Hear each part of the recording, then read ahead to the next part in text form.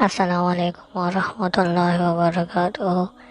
مولانا احسان اللہ صاحب کا ایک عجیب و غریب واقعہ۔ کارگزاری مولانا فہیم سے ایمان اور افروز بیان۔ سب دوست لازمی دیکھیں۔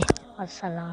بہت بڑے مفسر پرائیویٹ میں وقت لگا رہے تھے، یہ بہت پرانی بات ہے، سن 87-88 کی بات کر رہا ہوں میں۔ تو وہ وقت لگا رہے تھے، اس زمانے میں ان کا دورہ تفسیر بڑا مشہور تھا۔ تو میں بازار کوئی چیز، میں عام طور پر جاتا نہیں تھا، تو بازار گیا تو وہ بھی ایک دکان پہ کوئی چیز خریدے۔ میں نے کہا یار یہ ابھی یہاں اکیلے نظر آ رہے ہیں، تو میں ان سے پوچھ لوں۔ میں نے کہا جی آپ دورہ تفسیر کراتے ہیں تو بڑے تفاسیر بھی یہ دیکھتے ہوں گے۔ میں نے کہا یہ مما رزقناہم ينفقون۔ میں نے ان سے کہا، میں نے کہا میرا وجدان یہ کہتا ہے کہ مما رزقنا میں یہ ما عام ہے، تو اس کے اندر ہر وہ چیز آئے گی جو اللہ کی طرف سے ہمارے پاس ہے۔ میں نے کہا آپ کو کسی ترجمے نے کہا ہاں بالکل ہے۔ انہوں نے جو تائید کی میرے اس میں، اس سے مجھے خوشی ہوئی۔ اس سے پہلے میں اس کو بیان نہیں کرتا تھا، میرے اندر یہ ہوتا تھا، کیونکہ عام طور پہ کہا جاتا ہے ماں سے کہ جو مال پیسے پوسے ہیں ہمارے پاس اس کو خرچ کرو۔ تو پیسے خرچ کرنے کا یہ ہوتا ہے صدقہ خیرات کرو، ضرورت مند کو دے دو، مدرسے کو دے دو، مسجد بنا، جہاں ضرورت ہے ایسے خرچ کرو۔ جب میں نے ماں سے یہ کہا کہ ماں میں ہر وہ چیز آئے، تو انہوں نے میری اس بات کی تائید کی اور مجھے تو بتایا کہ ہاں یہ موجود ہے۔ تو اس کے بعد سے پھر میں نے یہ بیان کرنا شروع کیا، مما رزقناہم ينفقون۔ امام قرطبی نے بھی کچھ اس کی طرف اشارہ کیا۔ اس میں ہم کمزور ہیں۔ ایمان بالغیب میں تو کچھ نہ کچھ ہے، اقامت صلاۃ میں بھی چلو درستگی نہیں، لیکن پڑھ تو رہے نا، لیکن مما رزقناہم ينفقون اس میں معاملہ بڑا کمزور ہے۔ الیاس صاحب رحمۃ اللہ علیہ فرماتے تھے کہ بیان کے بعد اگر تشکیل نہ کی تم نے، بیان کے بعد تشکیل نہ کی تو ایسا ہے جیسے اناج کی فصل کو کاٹ کر کھیت میں کیڑے مکوڑوں کے لیے چھوڑ دیا۔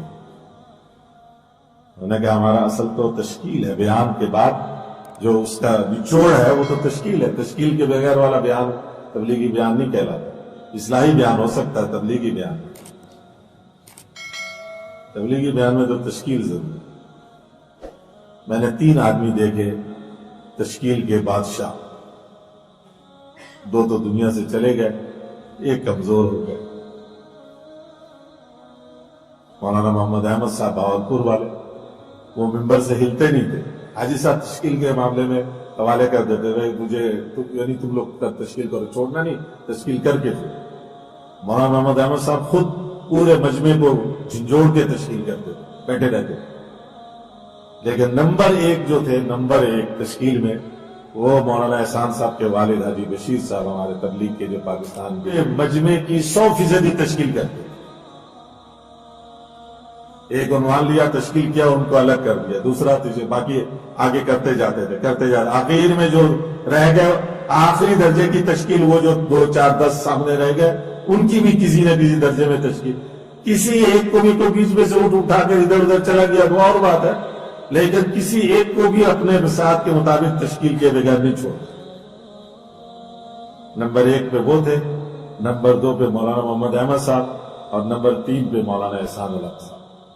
وہ آئیں گے انشاءاللہ، کراچی اجتماع آ رہے ہیں، لیکن ضعف کمزور ابھی ہمارے ساتھ ڈھاکہ میں تھے، بنگلہ دیش بھی تھے، بینکاک میں بھی تھے، اپنی بیماری اور کمزوری کے وہ ان کا زمانہ چوبن کا وہ بیان کا مجمع ہل کے رہ جاتے، طلباء یہاں مدرسے میں بالکل سیدھے ہو جاتے، اور ایک دم سے آواز آتی، جا الاحسان فر الشیطان، جا الاحسان فر الشیطان۔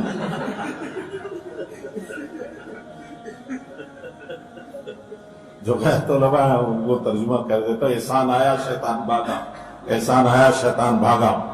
طلباء ایک دم سے نا ایسا کہ سب سن لیں، سب کوئی بھی، کیوں سب کو طلباء کو یہ یقین تھا، خیال نہیں، یہ یقین تھا کہ مولانا کی نگاہ اتنی تیز ہے کہ وہ گھر سے وہیں سے یوں دیکھ لے کے بتا دیں گے کون کس طرح بیٹھا ہوا تھا اور کیا کر رہا ہے۔ اس لیے سب ایک دم نظریں نیچے ہو جاتی تھی اور کوئی اوپر نہیں دیکھتا تھا، اور آواز یوں طلباء میں بیچ میں آواز چلتی تھی، جا الاحسان فر الشیطان، احسان آیا شیطان بھاگا۔ ہم نے وہ دور دیکھا مولانا۔ تو ماشاءاللہ ہم نے مولانا فہیم صاحب کی کارگزاری سنی، جس میں مولانا احسان اللہ صاحب کی کارگزاری بیان کرتے ہیں۔ تو ہم سب کو دین اسلام کی محنت کرنی چاہیے اور اس سے سبق حاصل کرنا چاہیے، کیونکہ اسی میں ہماری بھلائی ہے، اور دین کے کام کو زیادہ سے زیادہ آگے پھیلانا چاہیے۔ جزاک اللہ، ماشاء اللہ۔